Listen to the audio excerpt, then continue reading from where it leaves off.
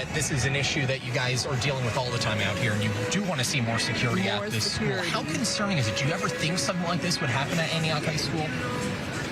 Yeah, I did. It's a very large school, for one. It's not enough security, not enough whatsoever.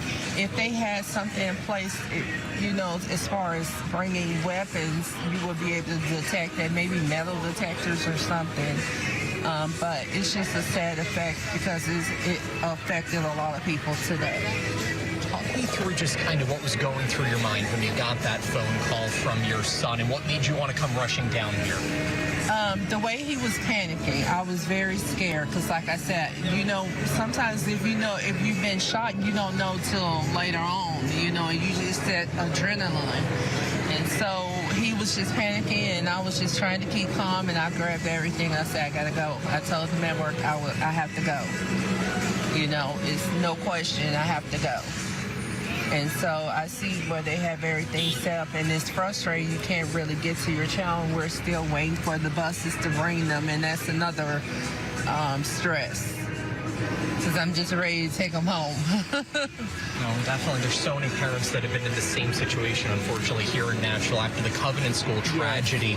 Talk me through just kind of what you experienced after that and kind of the fears that were added that you were telling me about a little bit earlier when we were talking off camera as a parent, to think that something like this has already happened in the city. You feel very emotional about it because, like I said, parents are waiting to pick up their babies, and you send them to school thinking they're safe.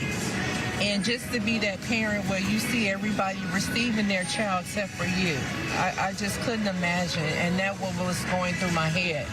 Especially, I hear him, but still, you don't know if it's more than one shooter or what's going on. And it's so cold out here, and these kids are out here running for their lives. That's the most tragic part of it.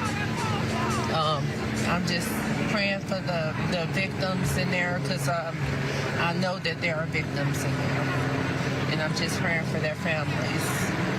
Twina, you've been talking with many other students and parents out here. What have you guys been talking about as you're all just waiting for those buses to make their way out here with your students?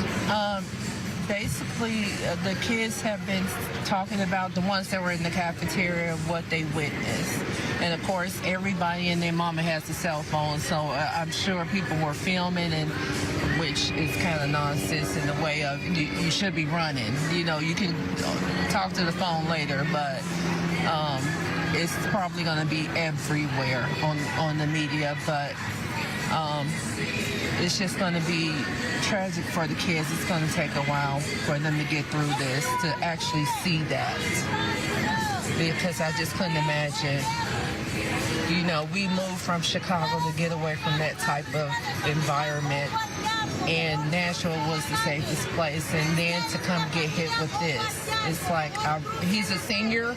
I want to homeschool him. But you can't hold on to him forever.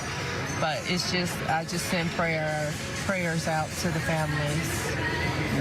Thank you so much for taking the time to talk to us. Stay there for a minute. I have a couple more questions for you.